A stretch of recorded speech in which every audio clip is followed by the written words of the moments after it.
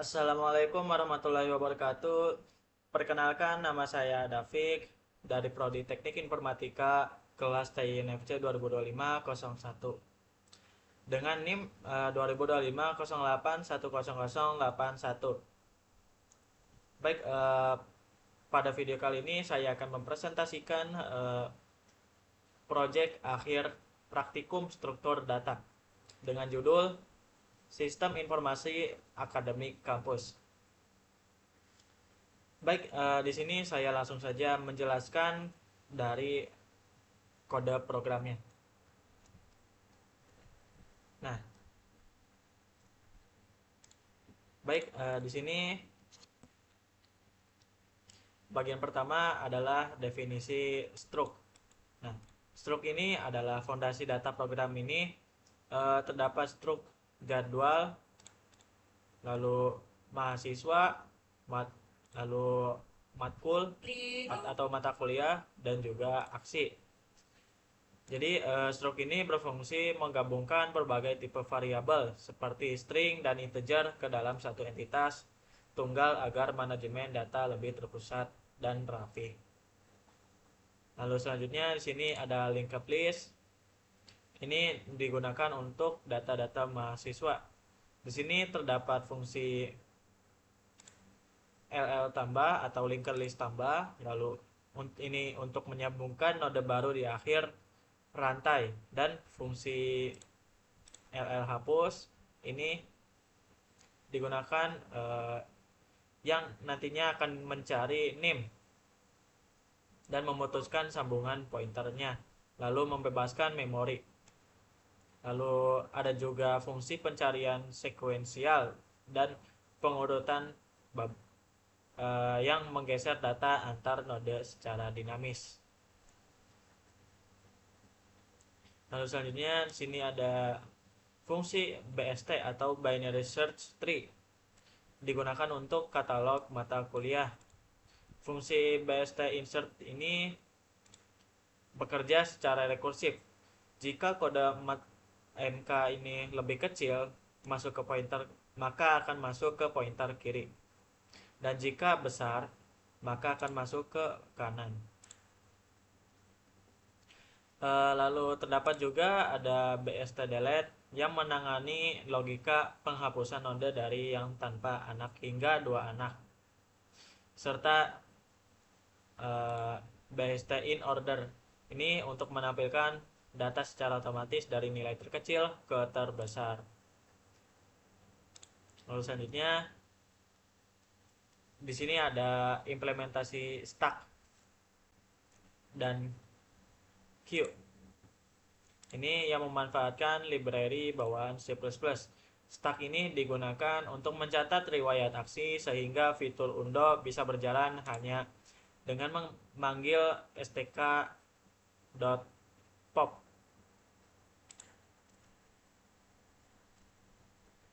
Untuk membuang aksi terakhir LIFO. Sedangkan queue ini menangani antrean pendaftaran di mana mahasiswa yang masuk dengan key push akan dilayani pertama kali di depan Vivo. Lalu selanjutnya sini ada grab.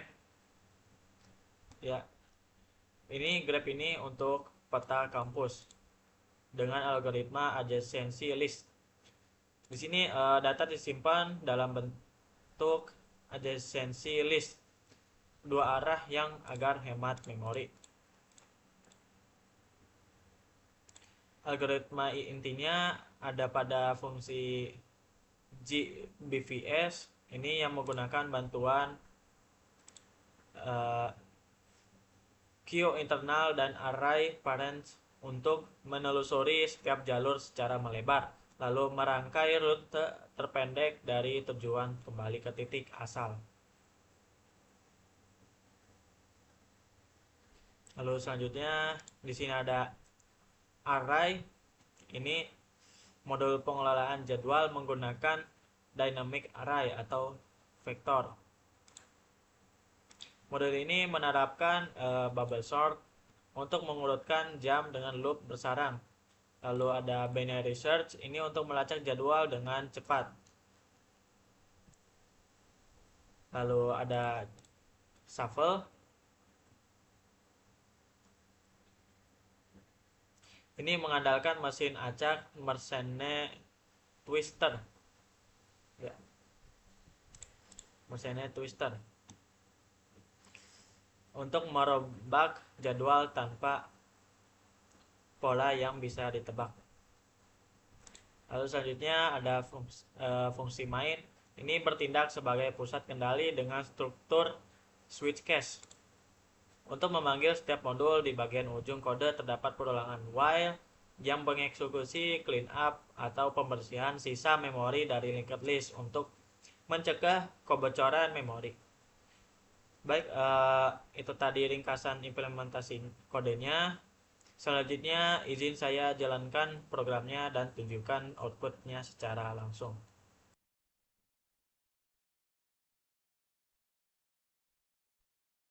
Jadi ini adalah tampilan program saat pertama kali dijalankan.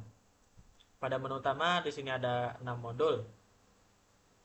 Dan saya akan demonstrasikan satu persatu. Baik, saya akan menjalankan modul pertama dahulu, yaitu modul mahasiswa. Dan di sini saya akan menambahkan input data terlebih dahulu untuk data-data mahasiswa. Dan pada data mahasiswa ini terdapat name dan lalu nama, lalu prodi,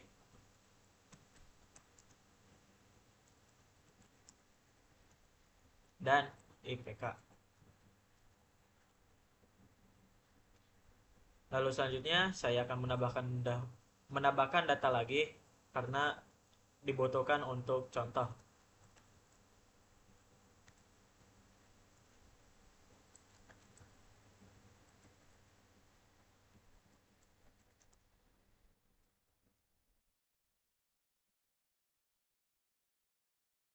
Nah, dua mahasiswa itu berhasil ditambahkan ke linked list. Lalu selanjutnya di sini saya akan melihat hasil input data yang telah saya berikan tadi. Ketik 2 dan di sini akan menampilkan daftar-daftar mahasiswa yang telah saya inputkan tadi. Dan data ini tampil sesuai urutan penambahan di format dengan rapi. Lalu misal saya ingin mengurutkan NIM, tinggal ketik 5. Dan di sini bubble sort akan dijalankan. Dan untuk tampilannya akan menjadi seperti ini. NIM 1 dan 2. Ini karena memang sudah berurut ya. Lalu misal saya ingin mencari NIM, ketik 3 dan misalnya saya akan mencari yang namanya Andi, ketik 1 dan Andi telah dan program akan menemukan Andi beserta prodi dan IPK-nya. Baik, selanjutnya kita kembali ke menu utama dan saya akan menjalankan modul katalog matkul. Di sini saya akan menambahkan input data terlebih dahulu, kode dan pada data-data katalog matkul ini terdapat kode, misal contohnya 11 dengan nama matkul struktur data,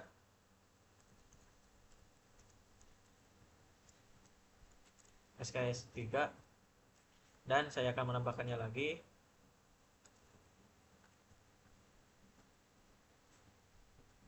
Lalu nama matkulnya dan SKS-nya 2. Dan setelah selesai, jika kita ingin melihat hasil input datanya, maka ketik 2 untuk menampilkan data-data matkul. Dan jika ingin mencari matkul, kita bisa ketik 3 dan pilih kode matkulnya, misal 101. dan akan menemukan matkulnya serta SKS-nya. Baik, selanjutnya kembali ke menu utama, kita akan menjalankan modul antrian daftar matkul. Di sini kita coba ketik 1 untuk masuk antrian dengan NIM Andi ya, NIM-nya 1 dengan kode matkulnya yang tadi telah diinputkan di katalog matkul. Sini 11 dan program akan menampilkan Andi masuk ke antrian struktur untuk struktur data. Dan saya akan menambahkannya lagi, misal untuk Budi ya, dengan kode matkulnya tadi 301, dan Budi masuk antrian untuk algoritma. Dan jika kita ingin melihat antriannya, maka seperti ini. Yang antrian tampil ini, yang pertama ada Andi dengan matkulnya struktur data, dan kedua Budi algoritma. Baik, kembali lagi kita akan menjalankan modul keempat, yaitu riwayat aksi. Dan di sini misal ketik 1 untuk melihat riwayat aksi. Nah, di sini semua aksi telah tercatat, dari tambah mahasiswa, tambah matkul, NQ, proses, antrian, aksi terbaru, dan aksi yang terbaru itu berada di paling atas, dan aksi yang terakhir berada di bawah.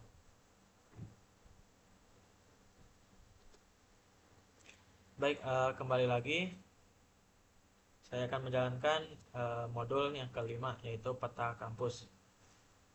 Nah, di sini saya akan menambahkan input data terdahulu.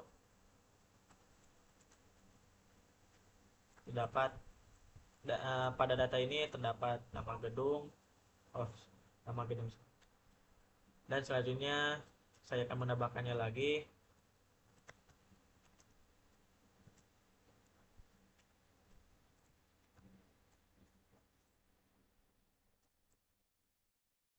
Selesai.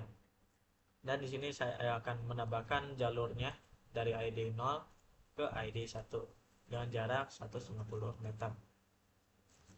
Nah, setelah selesai, kita bisa melihat peta yang telah saya inputkan tadi. Dan di sini bisa kita lihat dari rektorat ke Fakultas Teknik itu memiliki jarak 150 meter. Baik, kembali lagi lanjut ke jadwal. Nah, di sini saya akan menambahkan input dahulu 13.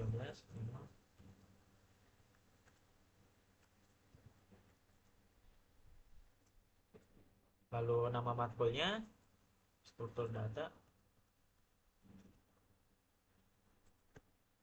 ruangan, dan jadwal telah ditambahkan ke sistem. Dan saya akan menampilkan data yang telah saya inputkan tadi. Dan di sini bisa dilihat waktu, matkul, dan juga ruangan.